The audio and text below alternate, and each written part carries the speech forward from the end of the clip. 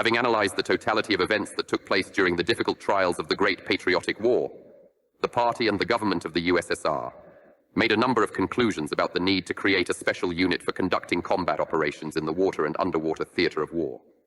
I order you to ensure the start of special research, development, and training of personnel as soon as possible. General Commissioner of State Security of the NKGB of the USSR, Beria L.P. Order, number 13, 2 letters 7.2, to the head of the Operational Management and Combat Training of the Naval Forces, Eliseev I.D., September 12th, 1947. At this time of the year, even the early morning in Makhachkala was hot. The sun, rising from the horizon in a molten strip over the Caspian Sea, began to bake, but after a few minutes it was already frying in full. At this time, one could even see the boundary between the heat and the coolness from the sea, which was blown away from the surface by the merciless solar winds. Sergeyev Lampiev was walking along a narrow street paved with stone. He walked forward, but he did not understand where he was going or where he was going. He just shifted his legs, leaned against the wall of a tall concrete house in a descending alley formed by nearby buildings built at an angle. Another 100 meters and an area with a small market will open, the edge of which overlooks the stone embankment of Rodopsky Boulevard. Neat green plane trees, flower beds, and the blue of the sea did not interest Sergei. He was not interested in anything at all now. From midnight to 4 in the morning, he drank moonshine glass by glass in a dorm room located on a small patch behind the monument to Rasul Gamzatov. And now he was drunk, and the increasing stuffiness only increased the heaviness in his head and under his heart. He leaned his hand against the wall, but his elbow buckled, and he rested his shoulder, slowly began to sink. Oh, Mommy, it's so hard. What have we done? His eyes were cloudy. Cold sweat was running down his face in large drops. His shirt was sweaty and stuck to his back and stomach. With the last of his strength, the elderly man unbuttoned his collar. Distantly and muffled, he heard a voice. Dear, are you ill? With an incredible effort, he looked up and saw a young guy and a girl. They were Dagestanis. Their appearance gave them away. The guy was wearing a light shirt and trousers, and the girl was wearing a modest polka dot dress. The guy leaned over Sergei and shook him by the shoulder. Are you feeling ill? The girl came closer. Well, of course he feels bad, Murad. Can't you see for yourself? I'll stay with him, and you run to the pharmacy on duty. They should have a phone there. The guy nodded his head and quickly ran up the road, but the girl stayed. She squatted down, straightening her dress. Now my fiancé will bring help. Don't worry. You live nearby here, don't you? Sergei nodded. He understood the words vaguely, heard them remotely, but he heard that this couple were the bride and groom. It somehow imprinted on the mind. He didn't want to seem miserable, helpless. But apparently the heart had failed, and it wasn't about the drink. He drank that night just to forget himself a little. What he had learned did not fit into his head. Gathering his strength, he whispered in a barely audible, broken voice. I'm from Dagdiesel. You live. My God, they're killing. They're dolphins. The girl almost cried from the pity that pierced her. She felt that the suffering man smelled of moonshine, but in his eyes she saw suffering, honesty, striving for something unattainable. She felt sorry for him. She barely whispered a Muslim prayer and asked God that her boyfriend would come running as soon as possible. Sergei took a deep breath, gasped, and convulsively pressed his palm to his chest. He wheezed. There! There! He pointed towards the embankment and the sea, but could not say anything else. He sobbed and expired. 15 minutes later, Murad was hugging his bride on the embankment by the sea, and ambulance workers took care of the dead man. Fatima, don't cry. This is life and death. Everything is natural and as it should be. Are you scared, my bride? I'm here. I'll always be there. Please don't cry. The young guy stroked the girl's hair, tried to calm her down. Did he say something? Where is he from? Fatima was shaking a little. It was the first death that happened in front of her eyes. And it's so scary, it's not easy. It always seemed to her that a person leaves simply and naturally without suffering. She still believed in children's fairy tales, legends, and the irresistible power of kindness. Now this confidence was crumbling in a subtle awareness of reality for a young girl. Murad, my dear, he probably worked on Dagdiesel. He talked about something incomprehensible. Said that dolphins were being killed there. Murad almost grinned, but suppressed the urge and turned his head to the sea. I peered at the horizon, where in the distance I could make out the hull of the Dagdiesel plant, built right in the middle of the water on long piles holding 1,000-ton concrete platforms. Dear, Dagdiesel employs different people, probably from all over the USSR. Torpedoes have been made there since the war, and something has been repaired. There is nothing dangerous there, and there cannot be. Do you remember my Uncle Hassan? The girl nodded and wiped a tear with her palm. Well, he also worked there until 52, then retired. He never said anything terrible. Well, dolphins, they're not in our sea, you know. There is a sturgeon, there is a mullet, even sea seals are found. Giant octopuses, dinosaurs, and those are, I saw it myself. Underwater mammoths are also found. The guy made a long sound, stretching his lips like a tube, and the girl finally smiled. The guy smiled back and led her along the embankment towards the place they needed. Makhachkala, Kaspiysk, 1979. Oleg was sitting at the winch control panel and watching the cable slowly descending. A hemispherical container filled with water hung on a hook. Water was pouring from behind the opaque edge. Splashes splashed violently. It seemed that something was rushing around inside the lowered bowl and trying to free itself. From above, the hemisphere was covered with a lattice with mounted rigging hooks. Everything was going according to plan, but the winch was working incredibly slowly. God, come on, hurry up. Are these the last ones? The second guy, an ichthyology specialist dressed in a white coat, looked at the bowl with concern. Yes, it's Marak and Bala, male and female. They showed the best result. Unfortunately, their offspring could not be preserved. The last experiment with cubs was not successful, and the fault was negligence on the part of technical specialists preparing the environment for experimental mammals. The fact is that for a comfortable stay, they need a salinity of at least 18 ppm. The water of the Caspian Sea shows a fluctuation from 12 to 12.9 ppm, which is clearly not enough. Therefore, for a comfortable life of the subjects, a special preparation of water was prepared, many tons of the drug, which was then poured into the aviaries. This time, a tragic mistake occurred. The drug was not prepared in the proper volume and concentration. Slightly brackish water caused ulceration on 70% of the body and damage to the sympathetic nervous system. The immature cubs died. The perpetrators were punished, and the drug was tested twice, first after manufacture and then after filling the enclosures. The enclosures themselves were glass cubic prisms of 40 cubic meters each, sunk directly into the sea. The object itself consisted of 3 surface prisms. They were located directly in the sea and had a special protection system to prevent escape into the open waters of the Caspian Sea. In addition, 2 underwater enclosures with the same volume were designed and installed. The underwater enclosures were submerged to a depth of 30 and 40 meters, respectively, the one located above connected to one of the surface prisms. But below the aviaries there was additionally a special training ground, also limited by the glass faces of the prism, but already rectangular in shape with a length of up to 1 kilometer and a width of up to 500 meters. It took almost 1.5 years to manufacture the panels and subsequent installation, but now the special research training ground was functioning like clockwork. When the bowl is lowered into the water, please stop, Oleg. Do not forget. Oleg changed the lowering speed. Never offer to teach fish to swim. Are your trainers ready? The ichthyologist took the walkie-talkie and pressed the communication button. Hey, get ready to receive the test subjects. Be on your guard. They're on tranquilizers, but they're still mobile. A separate one sounded from the air. That's right.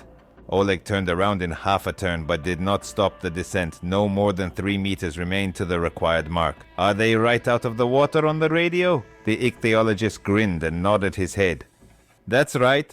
Walkie-talkies are right in the aquasuits. The military has gone wild. Naval, not military. The ichthyologist did not understand what Oleg was talking about, but still nodded distantly but in agreement.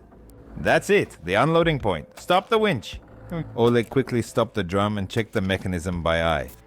Stopped. The ichthyologist gave the command to the underwater specialists, and they walked in flexible silhouettes to the bowl, namely, under it, to open the airlock and allow the test subjects to simply merge into the enclosure. There was a muffled sound from the radio again. Readiness number 1, opening the airlock. 10 minutes later, it was all over. The specialists withdrew from the prism and the experimental mammals, feeling free after the cramped bowl for movement. Despite the tranquilizers began to frolic in the space of the enclosure. They swam together and apart, jumped out of the water and tried to go deep, stopping a few centimeters before the transparent glass walls. They felt them. There was a clicking and whistling noise above the aviary. Oleg and the ichthyologist stood at the winch behind the restrictive curb and looked down. Oleg was silent, and the ichthyologist could not hide his delight. What handsome men! They are 12 years old. See how they play. What vitality, power, and beauty. It is a pity that the offspring could not be saved. The second generation should have been even stronger, more resilient, more obedient, and smarter. A pure, uncorrupted mind. Oleg muttered under his breath, 2 sprats in a glass jar. The enclosure was a little sluggish, but still 2 dolphins were frolicking quickly and actively, a male and his female. She swam next to him, under him, obediently turned belly up and tried to touch the tail fin of her male with her outstretched nose. Paired, collective animals drawn into the maelstrom of events, thought out and organized by the human mind. Directive on the secret underwater test site, Kaspiysk 1, number 7B.12. It is necessary to take care of the secrecy of the entire enterprise, research and experimental facilities, to strengthen surveillance and patrol of the underwater sector under the concrete structures of the DAG Diesel workshop, to ensure and carry out anti-sabotage measures on a regular basis. In addition, install and launch plumbing equipment for exploring underwater landscapes. 1979. The acoustician and his second assistant were sitting in a cramped room in one of the above-water rooms of DAG Diesel.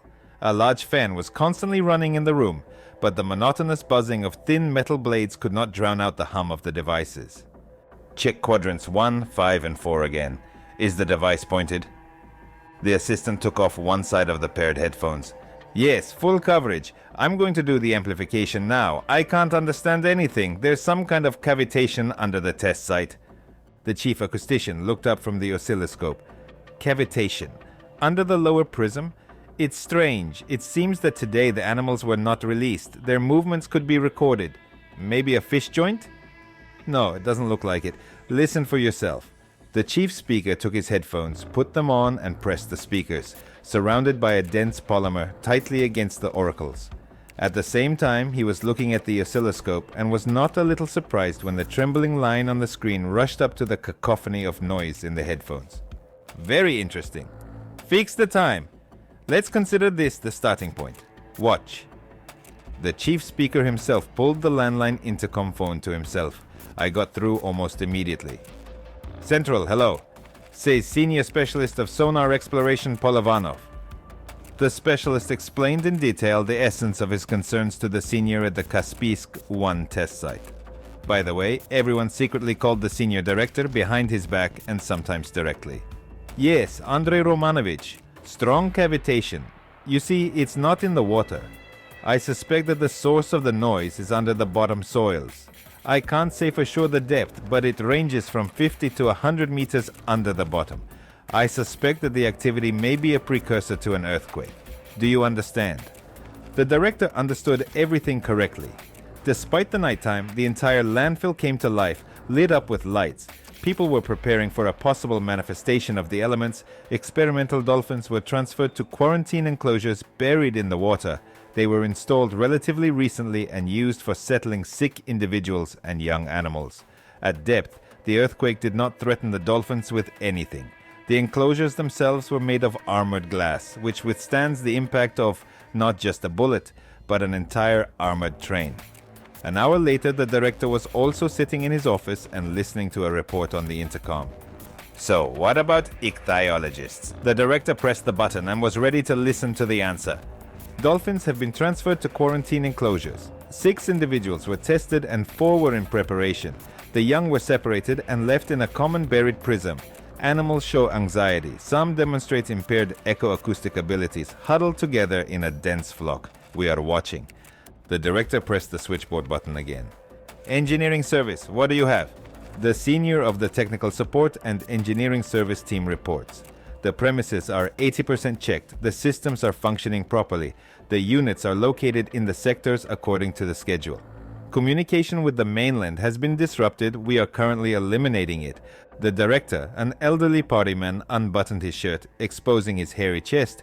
Even the night did not give a feeling of coolness during these days. It was on this day when the first combat test of dolphins was planned with an imitation of the elimination of saboteurs and underwater mining. How long does it take to eliminate? Get to work. Make sure that the internal connection is not cut off. The director stopped listening to the engineer's report and immediately pressed 2 communication buttons. So, report in turn, what do the meteorologists have? A female voice answered from the speaker. Weather conditions are within normal limits. There are no signs of a storm, hurricane winds or other changes. I see. Acoustics. Now you. The chief acoustician reported. Increased cavitation, added cyclic impacts and sound artifacts. You know, this can happen if you listen to a working drill, but only in our case the drill is at least the size of a subway station. What do you think it could be? The speaker cleared his throat. If it were not absurd, then I could assume that tunneling works or the laying of a dry canal are being carried out under the bottom of the Caspian Sea. The director said, Keep watching, and he turned off the selector. The situation is not easy. Who knows what all this threatens? An interesting guess pierced the director's mind. He pressed the selector button again. Acoustic control? Listen, Borisich, can't your sensors be malfunctioning? Do you have 1 surface sonar and 4 underwater sensors? The data is the same from the upper and lower ones. The speaker sipped tea. It was heard in the speaker. A sip and then exhaled through his nose from the hot. This, to put it mildly, infuriated the director. The answer infuriated him even more. Surface sonar does not show cavitation or other deviations, only underwater ones, but the surface has other tasks. The director did not want to listen to the last explanations. He abruptly cut off the connection with the acoustics and got in touch with the guards again. Security, raise the underwater patrol service. 3 people will be enough. Inspect the sensors. Pay attention to the cables. Direct people to acoustics before diving. Let them give advice in detail. You say I ordered it. If necessary, take the speaker with you into the water. Is that clear? That's right. The director was sitting and swearing at the acoustic service. Assholes, their sensors don't work. And they tell me about underwater tunnels. Freaks! An hour later, a group of 4 people, dressed in individual breathing apparatus, stood on the gangplank of the lower pier at the receiving terminal. 3 sailors from the PDSS unit, Underwater Sabotage Forces and Means, and oddly enough, an assistant to the Chief Acoustics Officer. Lucky, so lucky, and there were only 6 hours left until the end of the shift. Everyone was preparing for the dive. The sailors behaved skillfully and expertly, most importantly, calmly. A dark-haired guy with gold teeth helped the acoustics put on the sphere and put the air supply system in working position.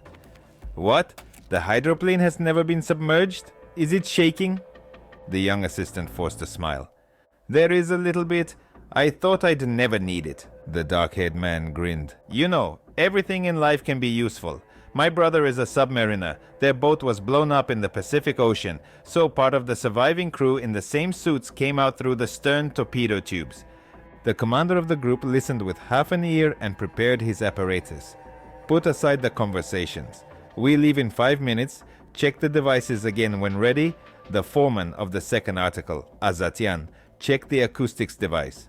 Azatian, a dark-haired, gold-toothed fighter who communicates with the speaker, nodded in agreement and answered according to the regulations. There is an acoustic device to check. He added it, almost inaudibly, winking at the assistant. Stick with me. The 4th sailor, a hefty, silent fellow, examined his apparatus, the air supply control system, moved his arms, sat down, and then checked the contour of the APS submachine gun. The machine was new. We can only say that it was from the design bureau and the factory. The machine gun was light and convenient. It fired needle darts, which were capable of destroying any target underwater.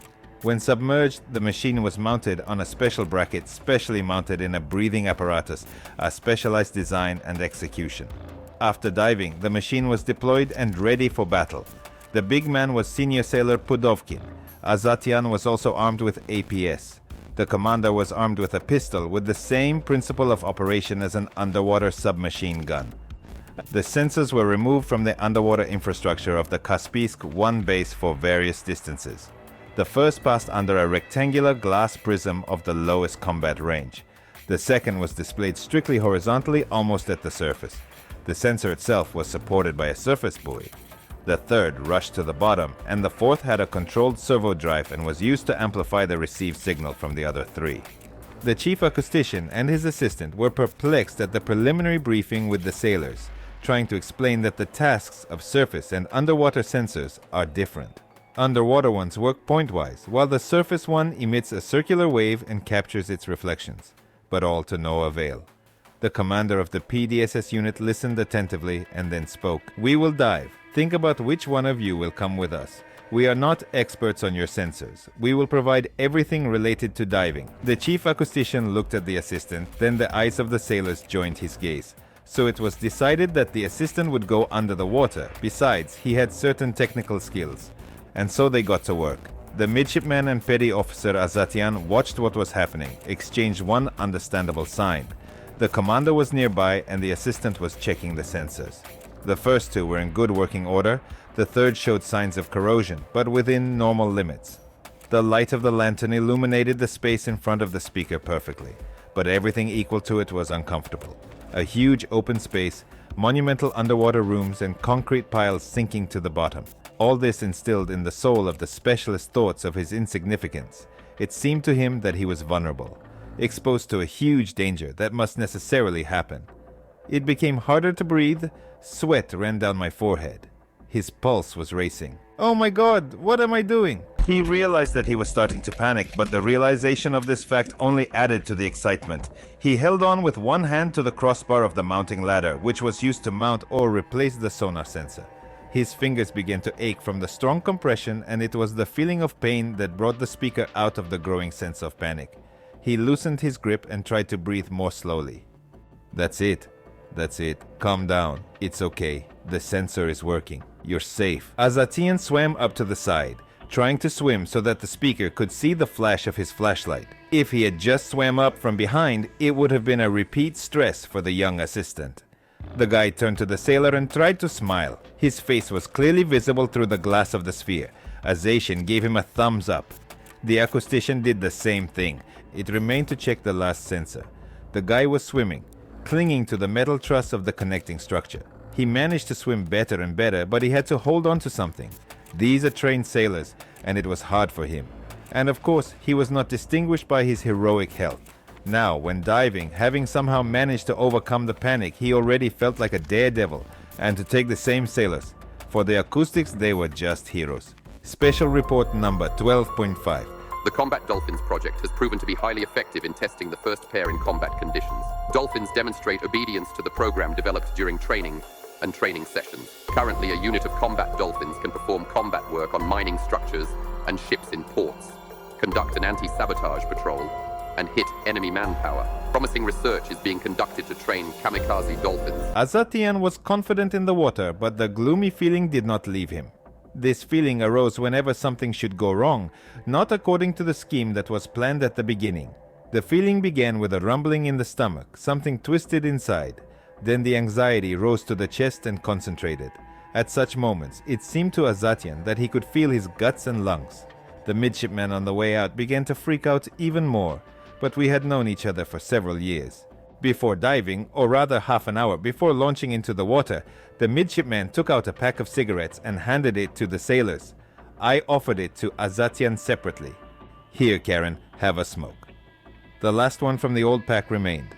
Azatian took a cigarette, mistakenly put it in his mouth with the filter out, felt something bitter on his tongue, took it out. "Why the last one?"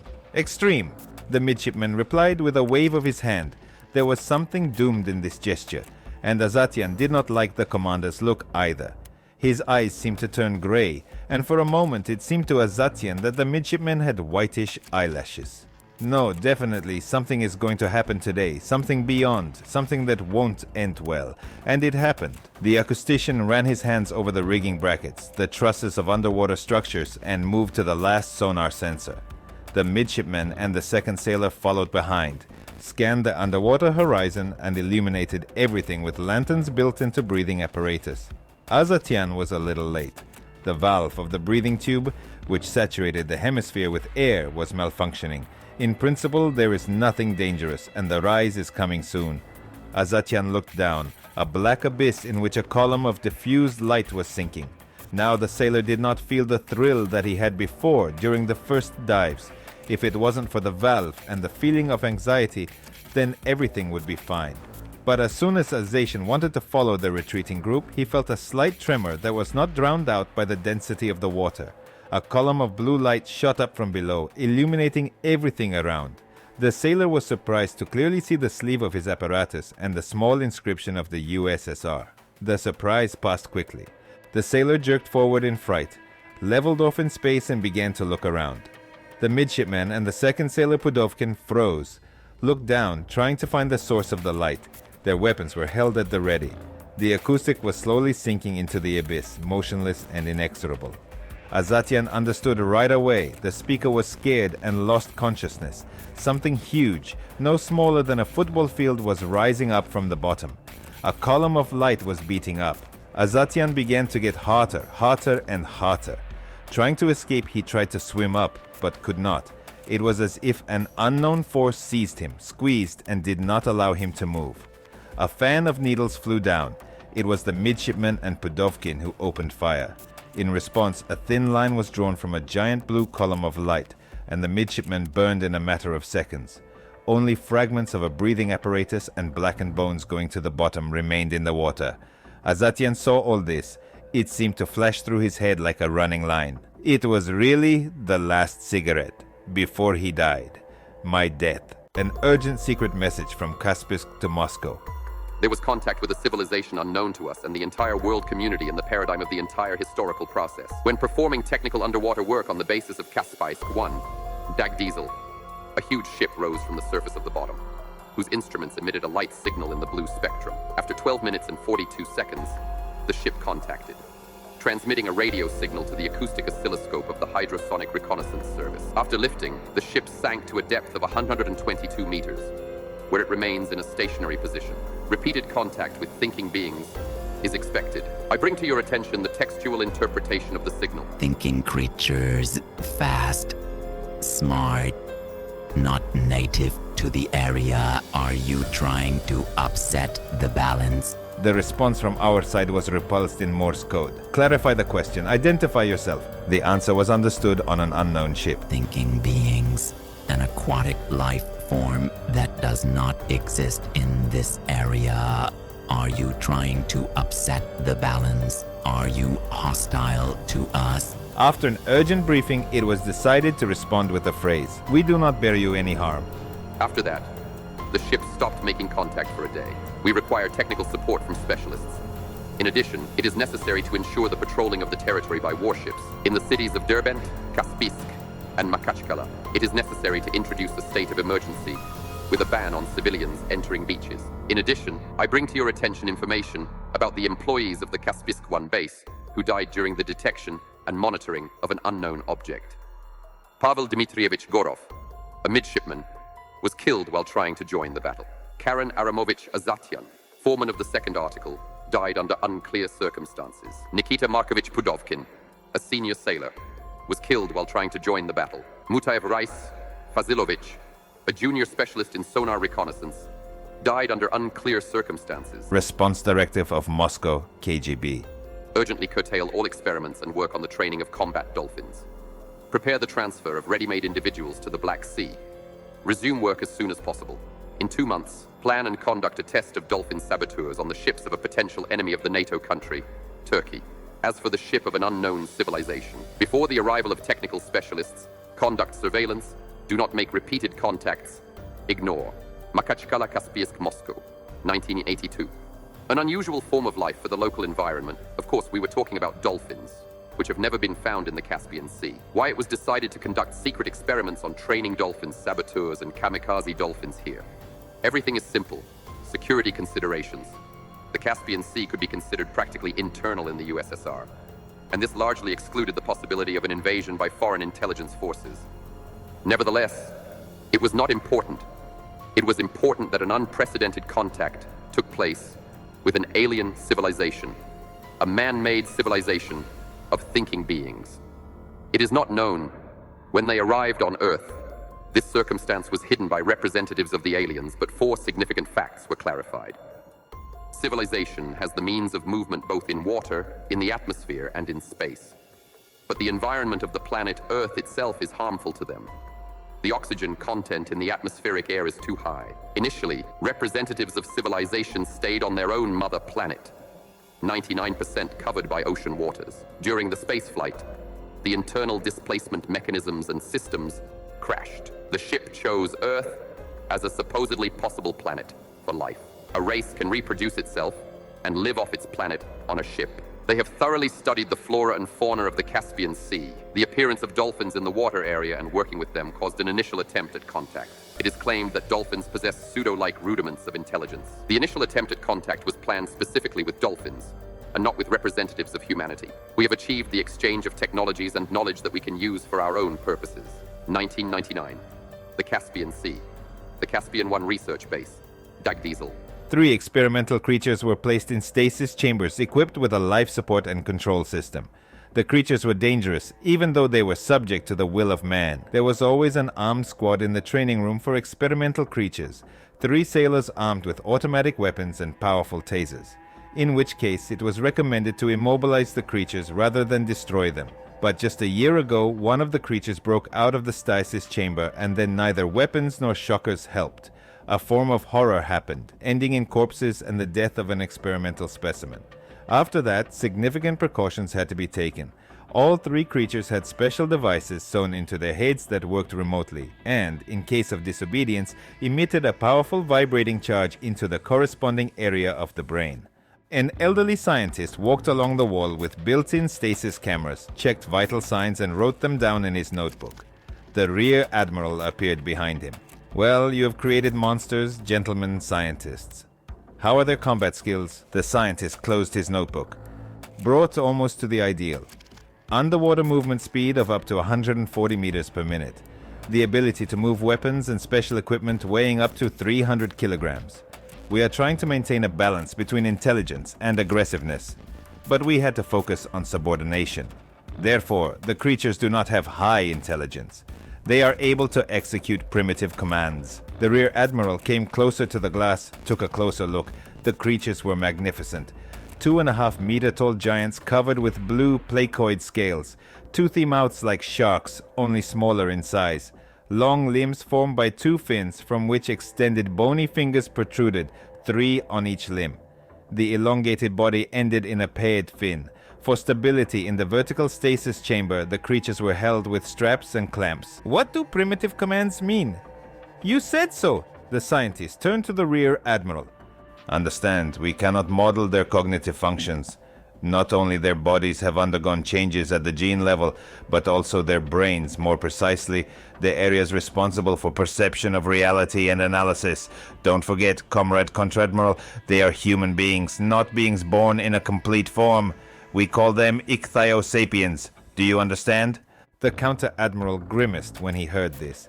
He remembered how he personally selected people, the best sailors from the flotilla, to subject them to experiments and grow these very creatures in stasis chambers. Mr. Scientist, I advise you to quickly forget that they are people. In agreement with the command, it was decided to assign each unit an appropriate number and consider them combat biological modules. I advise you to stick to such terms in the future. The scientist chuckled. You're still trying to keep your conscience clean, Mr. Rear Admiral? What we did is unlikely to be forgiven in the next world. Don't you think? I don't believe in an afterlife. The Rear Admiral was looking at a hybrid creature that suddenly opened its eyes. The creature's chest heaved slowly and its side gills vibrated. The capsule itself was filled with seawater in which special preparations were dissolved. It's hard to believe that they were once human. The scientist nodded. Yes, and quite recently. We have made great progress in our research since the incident in 1982. Are you talking about contact? Yes. Surprisingly, the underwater civilization was silent for 5 years, and only then agreed to cooperate in the field we need. Their DNA samples are amazing. The Rear Admiral knew that a scientist could talk for hours on lengthy and quite specific topics, especially if they were related to science and breakthrough research. We'll talk about it later. What percentage of the alien component is present in the creatures?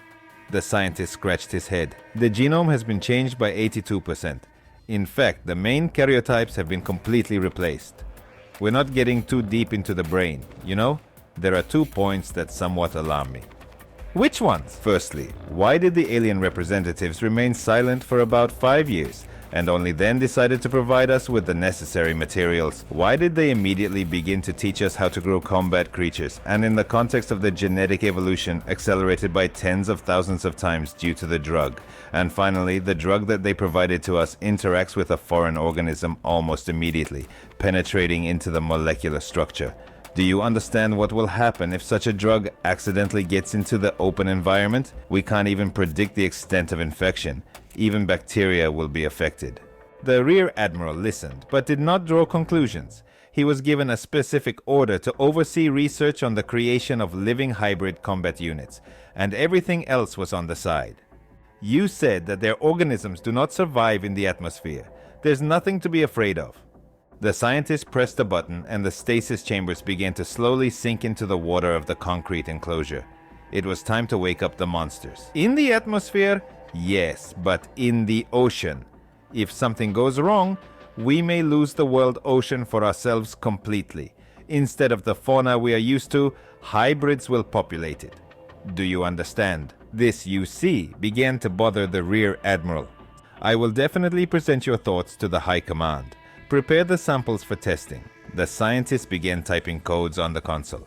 Stimulation was being prepared, bringing to consciousness, opening the stasis chamber and removing fixation. Then it was possible to control the creatures only with the help of devices implanted in the brain. Mr. Rear Admiral, everything is ready. Let me out.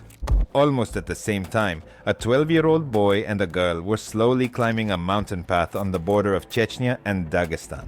They were followed by their grandfather, who, despite his 90-year-old age, moved much faster and more dexterously. Take your time, children. Let's go down to the foothills and take a break. A boy dressed in a tracksuit was helping his twin sister. Together, they reached the hollow at the end of the trail and decided to rest by the murmuring stream rushing between the rocks. The girl lowered the cloth bag to an even place and began to unfold, laying vegetables, pieces of homemade cheese and bread on the cloth. Grandpa, do you remember the last time you told the story about mountain giants at this place? Tell me more. I really like this fairy tale. Grandpa smiled. It's become a fairy tale now. All the giants have already died out, and my grandfather's grandfather saw them, but not in the mountains, but in our sea. He was the best swimmer in our family. The giants lived just like we do, but they died out, or went to their heaven where they came from.